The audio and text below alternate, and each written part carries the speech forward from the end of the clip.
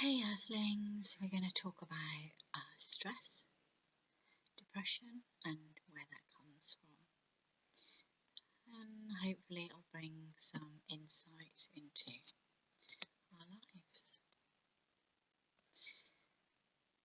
So the mind, our mind, is usually considered to be where our behaviours, thinking and emotions take place. The body and the mind have rules, believe it or not, and breaking those rules has consequences to us. For example, if we eat too much, we put on weight. We exercise too much, we get sore achy muscles. For the mind, it is the same. When we break the rules in our mind, the mind gives us negative emotions such as anger, frustration, anxiety. And this is our body and mind's way of telling us to stop and work within our rules. So, for example, one rule of the mind is that we must accept the reality of what is in front of us and then work with it. So if we refuse to accept the facts and take responsibility of the situation, then our mind will react with frustration, anger and upset. So it's best to take full responsibility. I know some of us find that difficult. So we all experience stresses in our life, and for some people the stress response is set on the whole time, and it was for me. I've lived with severe clinical insomnia and healed from it without too many medications. And stress is a pandemic and it is the top killer. Everyone seems to be struggling with stress. So how do we get back to switching it off? So, for example, most people with severe depression have high cortisol levels, and this is your stress hormone. The hormone that's supposed to kick in when you feel threatened. You either fight, flight, run away or freeze and say nothing, hoping that it will go away.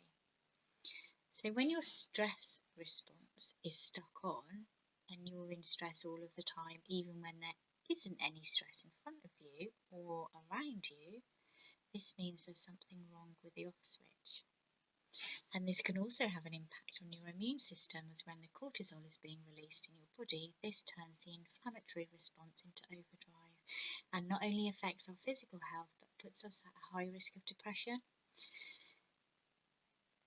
So some long-term studies have shown that adults with high levels of inflammation are also at a high risk of depression. It's the inflammation from the stress that comes before the depression. So when you're feeling aggrieved, feeling resentment or unfairly treated about your workplace, this increases your body's inflammation. However, it could also be the result of stresses that occurred much earlier in your life, our life. A stressful early childhood, for example, can set up an exacerbated inflammatory response, making it worse. And while the high cortisol of stress continues, this leaves the depressed person stuck in a state of anxiety, along with the high level of inflammation also bringing a tendency to sickness behaviours such as the urge to sleep or withdrawal from others. And in this state, it's hard to shake off negative thoughts and feelings. Our most negative internal working models are easily triggered, and this can be from not receiving any emotional support, or it could be a situation whereby there's a rejection of some sort or a loss of self-esteem, and this can leave us feeling ineffective and unwanted, which leads to negative self-talk such as I'm stupid, I'm no good, I'm not worthy of attention, I'm pathetic, etc., etc. Plus, when we don't get any positive feedback or attention from others, the need that is felt for it becomes humiliating or wrong. During the 1970s, Bryan and Harris found that some people appear to be more vulnerable to feeling humiliated or ashamed and foolish, and these were found to be individuals who had lost a mother before the age of 11, as well as those whose general attachments to others were insecure. Now, an insecure attachment typically develops when the child's caregivers were not responsive to their emotional needs and or the loss of a main caregiver. An insecure attachment is when we may feel insecure about our relationships with other people, and this may show itself by having trouble developing meaningful adult relationships, not participating in social activities or group tasks, not speaking very much when around a large group of people. There are three types of insecure attachment patterns: avoidant, whereby the individual has trouble tolerating emotional intimacy or closeness with others. The avoidant attachment may result in us being unwilling to speak to others about how we are thinking or feeling, and therefore suppressing negative thoughts so we don't have to deal with them openly. We may value our independence and strive to remain autonomous or feeling free to make our own decisions within the relationship through the discomfort of getting close with another. Then there's ambivalent, whereby we may need or crave intimacy but struggle to trust or fully rely on another. So with this type of attachment, we may want the intimacy but feel scared or worried that we will lose the person we care about if we open up to them. And therefore we become inconsistent in our behaviour patterns. There is fear about being rejected within relationships too, and this can show itself as anxious, needy, manipulative, or dismissive towards loved ones. Then there is disorganised, whereby it contains a mix of the two: mistrust with anxious or avoidant elements, and lacks a secure base, and this is considered a dysfunctional relationship.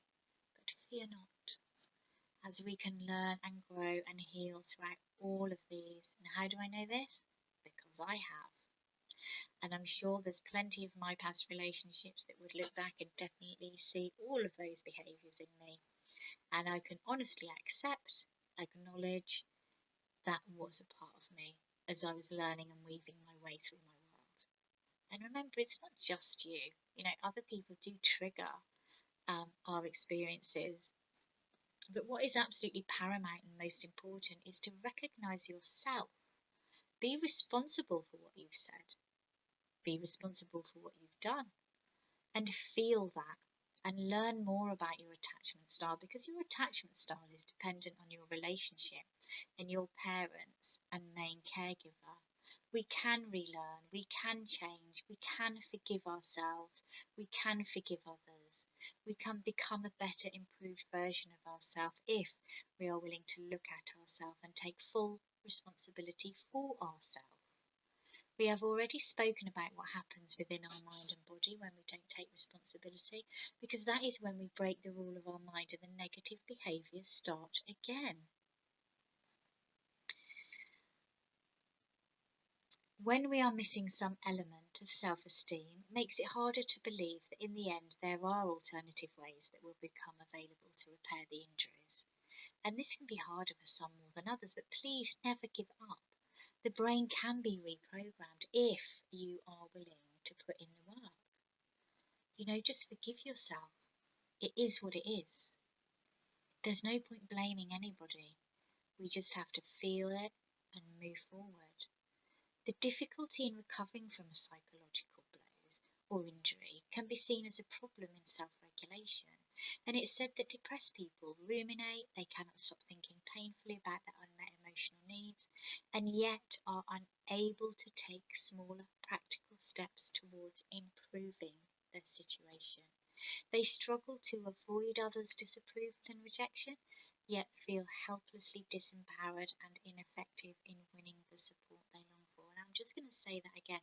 They struggle to avoid others' disapproval and rejection, yet feel helplessly disempowered and ineffective in winning the support they long for. We long for, we'll all own it. We've all been there at some point in our life. They are in a self-regulatory bind or problematic situation, unable to give up their goals, yet lacking the confidence to persist in achieving them. I've been there. Hopelessness is said to be a result of not being able to put things right.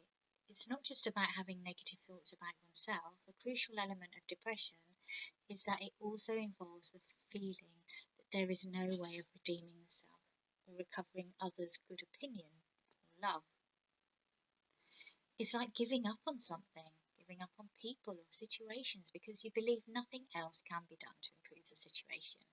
And then self-sabotage kicks in, telling us we aren't good enough, we can't do this, and then we become so deep in this feeling that we fail to do anything at all, even to the point of not even communicating anything to a situation that could have been worked through probably quite easily, but has now got much worse. And this is when we don't realise that an explanation and an apology can solve the problem, and we can then move forward. The person, or us, give up on it and don't even attempt to repair it, or at least restore some mutual respect and understanding. Now, Shaw, the psychoanalyst, calls this the disruption and repair cycle. When stress and conflict occur, as it does in life, it's critical to learn that the positive relationship can be restored. And this is at the heart of the attachment between the parent and child, and is the core of emotional security and self-confidence. The repair system is set up in a child's life by the age of 1, and if the child learns that they cannot turn to either parent to soothe and comfort them when distressed, then they will become stuck in stressful feelings with cortisol running high, unable to turn it off as the child has no capacity to regulate their self. The child doesn't expect to be able to manage those painful feelings or conflict with others, and this is a problem of regulation that is learned. It's not something we're born with. And that's powerful stuff to a lot of us, and I know my mum was told to leave the baby to cry, and that baby was me. So my generation, which is quite shocking really, and not to any surprise, that we now have a pandemic of stress-related illnesses. Judy Garber found that depressed people, instead of actively solving problems with other people, talking things through, confident that some resolution can be found, they tend to withdraw from other people or attack them aggressively, and therefore don't expect to be able to deal effectively with other people's negative feelings. It is also more concerningly found that it prevents more nerve endings being generated. You see, from the insecure attachment type, it is evident or seen that children don't expect their caregiver to give them support better than they can themselves. As children, they have tried to account for their experience of negative events, but from a child's perspective, there is no way of knowing that their regulatory partner could act differently. So they tend to blame themselves and their own inadequacies for their misery. And this is known from the 1940s by Robert Fairbairn as the moral defence, whereby children thought it safer to blame themselves rather than admit that their parents were bad. The thing is, when we can't rely on anyone else, we don't turn to others because we have not been shown how to problem solve step by step and cannot imagine a solution. And this leaves us stuck with negative feelings that we don't know how to share other than by running away. And we all know where escapism leads us. Unfortunately, with these depressive episodes, sometimes each one can get worse over time, more easily triggered, and with increased feelings of hopelessness, and therefore more difficult to recover from. People whose brains have been affected early in childhood may find it hard to create new solutions and find new ways of managing and calming the overactive stress response, but it can be done. It's not impossible. The psychiatric definition of trauma includes any experience which threatens your life or your body, or any harm which is inflicted on you intentionally. Experts have also found that it is traumatic even to witness this being done to someone else, or to be the perpetrator of harm or death to someone else oneself. Trauma is essentially a confrontation with damage to body or mind. Trauma is also about fear in its most primal form. It is the fear of total helplessness, knowing that no one can save you or protect you or your loved ones. The bonds that tie you to others are broken. Your physical and psychological integrity is breached. The world that you took for granted, the structure that underlies reality, is shattered. It doesn't look the same anymore, and it's no longer feeling safe. This results in the stress response being activated and left on test, so to speak. Some people will go to any means to prevent being triggered into their trauma, like not going to certain places or not seeing certain people, in a means to switch off their arousal, trying to numb themselves, and of course this is also in the use of alcohol and drugs, whereby you can reach a state of feeling nothing at all, and this is better than feeling upset. This stress response could have been set off in the womb or postnatal life with frightening experiences and predispose the individual to become more oversensitised. It can also be from childhood trauma, which has been shown to affect the brain in a way where it is less able to extinguish fear in adult life. The brain remembers the trauma by reacting with the fight or flight response and is then ready for anything similar in the future. Poor early attachment can also affect this by reducing the release of oxytocin and making the brain more sensitive to stress. The earlier the childhood trauma, the less serotonin that is available, and the more likely to be at risk of adult depression or PTSD, also making us vulnerable to inflammation and immune responses such as autoimmune conditions. Talking about it helps the brain to balance out the trauma and it can then make sense of it, putting it into context, and can be an effective way to cope with it. And brain scans have shown that chemically the brain changes as the person is talking about it. Without dealing with it in any kind of way can lead to us having a distorted stress response whereby we are unable to rebalance ourselves or even adjust our life accordingly. The essential aspect of trauma is that it generates doubts about surviving, either as a body but equally as a psychological self. So how do we heal? It's about improving the body's ability to produce its own neurochemicals and increasing serotonin. This can be done with diet, in particular essential fatty acids are necessary to reduce depression and can affect the balance of neurotransmitters. Omega-3 is significantly necessary for mood and brain improvement and has been found to help individuals living with ADHD and with people with problems with self-control. It also helps with the ability to learn. Mild exercise is heavily documented with having good effects on depression, and body massage also has benefits and a good effect on depression, reducing cortisol and increasing serotonin. Mindfulness activities decreases the mind's overaction, and we can also choose to act differently, although this will take some time. But once you are aroused into those emotions, anger, frustration, anxiety, it is then possible, with a supportive other who accepts those feelings and emotions, coming forward, and then we as a person are able to reflect on those feelings and see what we can do new and different, and in this way new networks in our brain can be developed. And sometimes this can mean painful experiences coming back, talking about where that lies, such as feelings of abandonment or fear, which may well take you back to your childhood years, feelings of rage that your parent did not help you to cope with particular feelings, fear of being rejected, feelings that were overwhelming and unmanageable without a parent regulator, holding back because you didn't feel safe. These core emotions lie dormant in the body and come out when triggered, but are so full of the core emotion that it can seem like an incomprehensible or difficult to understand to another, and is looked at as disproportionate or too large to the current event. So where do we go from here? Well, the biggest problem is expecting our parents, especially mothers, to be the perfect, loving, caring parent that we needed. So it's about letting go of this dreamy image that we hold of our parents and see them for what they are.